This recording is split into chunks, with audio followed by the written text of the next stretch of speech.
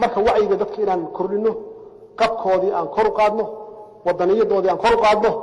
waa dhab ummad markay muddo dheer ay ku jirto dagaal sokeeye qabka hoos u dhacaa oo dadku kalsoonida ka lunta mar waxa maqlaysaa dalkeena waa la qaadanaya dawladda Hiblaya qaadanaysa war adiga hadaa noo sheegay dalkaaga loo qaadanaya adaa noolay adigu hadaa isdhiibto ama aad dhimato waa sax waa la qaadan dalkaaga dalka dal fiican weyn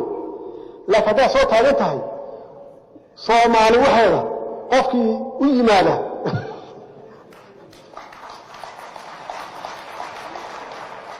isaga u dhimanayo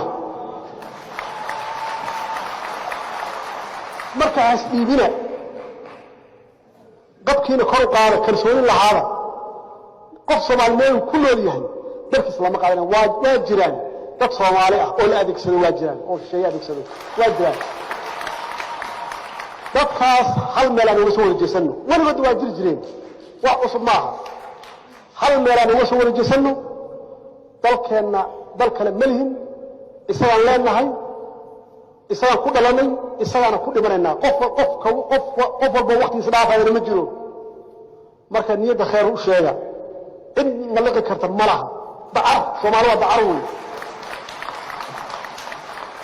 waan isku dayay meeqasana isku dayay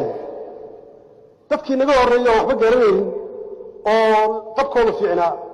banaanka laga maray oo wadamadii anaga Afrika ugu horeeyay xorriyad qaataana Soomaali lagu ma soo dhaco dadkiina kor u qaada kalsoonida kor u qaada hadii ay jireen madax aad shaki ka qabtaan walaa shaki naga qabana anaga idinka hor dhimanayna anaga diyaar u ah inaan ka hor dhimanno laakiin hanaga harina hanaga bixino dagaalka